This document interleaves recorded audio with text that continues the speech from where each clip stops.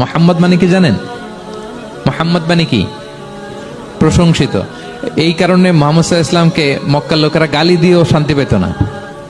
মানে যদি বলি এই প্রশংসিত লোকটা খারাপ, কথাটা হইল? প্রথমে আগে বলা লাগে কি? প্রশংসিত। মোহাম্মদ মানে কি? তো এই জন্য মক্কার লোকেরা রাসূল সাল্লাল্লাহু আলাইহি ওয়াসাল্লামকে মোহাম্মদ না বলে ডাকতো মুযাম্মাম, মানে নিন্দিত। তো মুযাম্মাম তো রাসূলের নাম না, রাসূল সাল্লাল্লাহু আলাইহি ওয়াসাল্লামের নাম কি? মোহাম্মদ, প্রশংসিত। এই জন্য গালি দিয়েও তারা মজা করতে পারতো না, সুবিধা করতে পারতো না।